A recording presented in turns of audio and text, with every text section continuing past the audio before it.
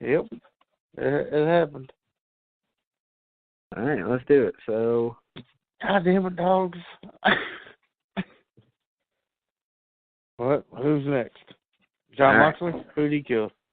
This is something different. This is the mysterious drowning. Vic, and you know how much you love drowning. All right? Oh, God, I hate it. Here we go, man. Well, let's go up to Minnesota. Chris Jenkins, who is a 21-year-old student at the University of Minnesota, he left a keg party with some friends and headed to the Lone Tree Bar and Grill in downtown Minneapolis to celebrate Halloween in 2002. The group arrived a little after 10:30 p.m., parked just south of the bar. An hour and a half later, two off-duty police officers working security for the bar ejected Chris and instructed staff not to allow him back inside. He was a fucking problem causer, apparently. Chris found himself on the street in 20-degree weather wearing only an American Indian costume. That's fucked up. That sucks. That's horrible. I don't know why he's being racist being an Indian anyway, but whatever. Was he a Redskin or a Cherokee? I don't know. His name was Chris Jenkins. That doesn't sound like it's any kind of ethnicity. So, I don't know nothing. He didn't have his coat, wallet, cell phone, or the keys to his car in his apartment. No one's sure exactly what happened to Chris after that. 4 months later, and this is Halloween 2002, 4 months later his body was discovered in the Mississippi River, still wearing his Halloween costume. Damn. And since Chris was intoxicated that night and his cause of death appeared to be drowning, authorities initially believed his death was either an accident or suicide. I don't know who fucking kills himself by drowning. Unless you jump off of, like, the Golden Gate Bridge. That's different. That happens all the time, too. Yes. Oh, my gosh. Like, who would drown himself on purpose? Exactly. That's a shitty way to die. Well, his parents didn't believe it, and they pressed for a more thorough investigation. So finally, in 2006, the death was reclassified as a homicide. Police claimed that an incarcerated suspect told him he was present when Chris was murdered, then thrown off a bridge into the river. While the story is credible, there's never been enough evidence to file charges. Kind of like Otis Toole and who's the other one, Vic? Henry Lee Lucas. These fuckers that were saying that they committed all these crimes, but they really didn't. Uh-huh. You know what I'm talking about? Like they were taking credit for the one that old dude from our Dahmer show said Dahmer committed. Yeah. So Adam. The America's Most Wanted kid. Right. Why can I not think of his last name? Adam. Fuck. Well, okay. Anyway. I'll look it up. There's a possible theory out there, Vic, that Chris Jenkins could have been a victim in the mysterious and unsolved Smiley Face murders. Have you ever heard of this? I haven't. I thought you'd like this because you made me watch that shitty movie Smiley, or whatever it was. That movie was terrible. That was such a good movie. Quit lying. We wanted it to be good, and it was awful. And you tried to make excuses, just like you did Lords of Salem. That never happened. It was good. No. It's like a 2.5 out of 4, maybe. Maybe a 2. That is way too high, like 1. So no, that 1 is like fucking what's that movie? Lords of Salem? No, that's like a 0. Thank you.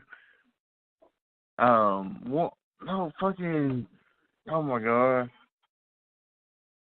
You know the Netflix movie that I picked out that's like Antisocial? Yeah, that one. Whatever, you loved it. You and Brittany Wonder tried to. No, I hate it. Adam Walsh. There you go. John Walsh. All right. Yeah. So here's the story of the Smiley Face murders. These bizarre killings involved approximately 40 male college students in the United States who all died of drowning. In some of these cases, unexplained smiley face graffiti was found near the body of the water where the victims turned up. And while no smiley face graffiti was ever found in connection to Chris Jenkins' death, the scenario does have a number of similarities to these killings, and to this day it remains unsolved. It's kind of fucked up, man. People drowning these college kids? That's fucked. Who does that? Like, what's wrong with these people? It's a real shithead move. That sounds like something you would do. Yeah, maybe. Yeah, I do, if I'm going to do something, I'm going to do it all the way. All right. So this one, Vic, this is one, we're going to go back to the 20th century instead of the 21st century. This is the premeditated hit and run. 7-year-old, not 70-year-old Las Vegas boy Tony Bagley went trick-or-treating in a skeleton costume on Halloween night in 1994 with his sister, aunt, and mother. Now, walking ahead of his family, he approached the street corner at approximately 6:15 p.m. when a man wearing a hooded sweatshirt ran into the road and opened fire on the Bagley family. Tony, a second grader at Fitzgerald Elementary School, was shot in the head. How are you going to shoot a fucking 7-year-old? That's fucked. His 10-year-old sister, Chanel Bagley, his mother, Lachelle Cooper, and an aunt who asked to remain unnamed were also sprayed with the gunfire. Chanel required surgery to remove part of her liver. That's fucked. You should only have your liver removed for alcoholism. While the aunt, who was shot in the leg, and mother, who was struck in the chest, were treated and released. Tony was placed on life support and later died. The killer jumped into a waiting car and drove away, never to be caught. Police speculated that the shooting was revenge against Tony's father for a drug deal gone wrong, but that's never been proven either. That's fucked, man. It's pretty fucked up. Absolutely. All right, man. The egg throwers. That's my next story. Bronx resident Carl Jackson was a 21-year-old data entry clerk at Morgan Stanley. On Halloween night, 1998, Jackson went with his girlfriend to pick up her young son from a party. While there, some teenagers threw eggs at their car. Jackson wasn't putting up with that bullshit. Jackson got out of his car, exchanged words with the pranksters, and got back in the car. Then one of the teens pulled a gun and shot Jackson through the head, killing him instantly.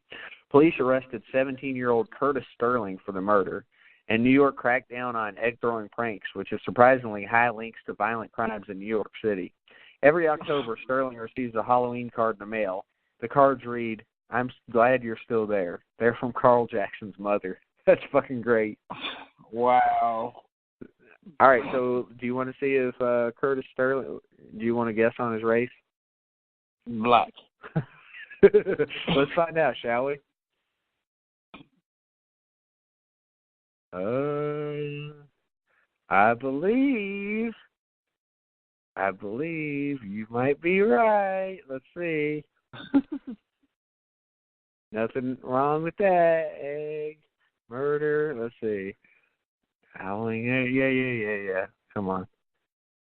Boy, I tell you what, that's fucked up. First one that comes up is the East Coast rapist. That's what's up. That is bizarre. I'm pretty Curtis sure Jackson is 50 Cent's real name. Huh? Curtis Jackson is 50 Cent's real name. Yeah, but this is Curtis Sterling. Oh. Where did they get Jackson from? I have no idea. Was there a Jackson in the last story? No, there was a Jackson in this one. It was a victim. Oh, okay. Carl Jackson. Oh, Carl, yeah. Well, Curtis Jackson's still 50 Cent. I can't figure out if this guy's white or black. I'm just going to guess black. He has to be black. We wouldn't be talking about it if he was white. Yeah, he wouldn't even get caught. All right, man. So let's go back to the 21st century and some more. That was the East Coast rapist. I already read that one. The trick-or-treat murder. This is a fucked up one, I think. So opening your house to strangers, on on Halloween is already nerve-wracking enough without stories like this, but here we go. So Los Angeles hairstylist Peter Fabiano was shot dead on Halloween night, 1957. That's taking us way back. That's when Halloween was a little bit more about tricks than treats. You know what I'm saying? In the 50s, it was different. It really was. Like, I think there was more of that bullshit going on. Yeah, probably. Well, it happened when he opened his door for what he thought was a trick-or-treater. And, it was a little after the time that somebody would trick-or-treat, but it was actually a grown-up in a costume. And the adult shot Fabiano in the chest with a 22-millimeter gun in a brown paper bag before fleeing the scene. Well, they didn't have any suspects at first, but they asked the wife if anybody would have motive to kill this guy. Well, several weeks later, Golden Pizer and Joan Rabel were arrested in what turned out to be a deftly plotted crime of passion. Pizer was friends, or possibly in a relationship, with Rabel, and Rabel was also apparently in love with Fabiano's wife, Betty. The two women, yes, women, this was a lesbian thing. See, you can't trust them. I told you, Vic. They don't make any sense. They conspired to get Peter out of the equation, planning the murder for months in advance. They played out each variation in the script again and again until every detail was polished and perfect. They thought of everything. One was the brains behind the killing, and the other was with the willing, gullible stooge. Neither could have done it alone, but the odd chemistry formed a murderous bond between the two women. The first step took more than a month as Joan laid the groundwork for the killing, continually telling Goldine that the victim deserved to die. She painted him as a vile, evil man who wanted to destroy all people around him. Goldine said, although I'd never seen him, I'd built up an intense hatred for him. Next, they had to choose a method. They decided they couldn't use poison or a knife. They needed a gun. Carefully, they rehearsed the final details as they waited for Peter to turn out the lights. Goldine was wearing the costume Joan had selected for her, blue jeans, a khaki jacket, red gloves, and makeup. She had the gun in a paper bag as if she was trick-or-treating. Just 2 weeks later, both women were caught. The arrest kicked off a firestorm of lurid coverage as lesbians were seen as abnormal monsters with murderous urges. The two pleaded guilty to murder and served long prison terms. How do you know? I mean, like, how's that just not, how's that not just death penalty, Vic? I'm pretty sure it should be. You can't just plot somebody's murder and then get away, Fuck that. You should be dead. Yeah. Let them fry. Yep. Let's see here. I want to talk a little bit about Ted Bundy. What do you think, Vic? Oh, you know how I feel about Ted Bundy. I know. So we've done 3 shows on Ted Bundy, and it seems like we just can't get away from Mr. Bundy, right? Yeah, you know why? Because he's the GOAT. Is he the GOAT? He might be. Yeah, he's the GOAT. He got the stats and the style. Yeah. Yeah, well, what can I say? You might be right there. He was a ladies' man, too. He was the lady killer. Yeah. Hang on. I'll get you the story in just a second. I'm trying to remember the fucking story. I got to look up the actual story for Bundy here. I didn't have it all in front of me like I wished I had. Partially because I'm drunk. Secondly, because I'm lazy. There's some other reasons too, I'm sure.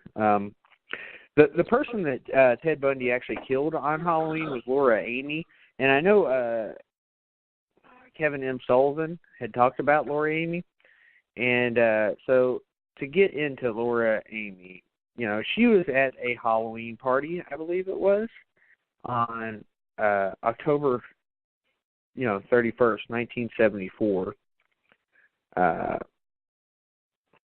And apparently he abducted her, killed her, did his usual thing. But not only did he kill her, he washed her hair and put makeup on her, and he was having conversations with her. She disappeared on her way home from a Halloween party, like I said, 1974. Actually, it might have been the day before Halloween. So it was a Halloween party the day before Halloween. Like I said, she was one of over 30 victims murdered by Bundy, who were found murdered anyway. She had disappeared on her way home from the Halloween party, and her body was found a month later in American Fork Canyon, Utah.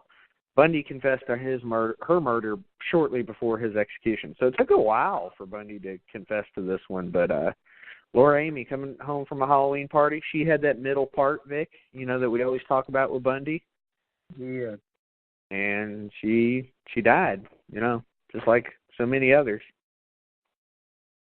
Bundy was the man. You fuck with him, you got got. You got got. You got got. If you're gonna help him out, what can I say? Sure, she's going to take blood off. Yeah. That's all you wanted, probably. All right, Vic, here it goes. Halloween, 1979. Here's the other killer that kind of relates to, serial killers. Halloween night, 1979, a year after Halloween was released, 16-year-old Shirley Lynette Ledford. You may have heard that name before on this very show if you've heard our Toolbox Murders episode or Toolbox Killers.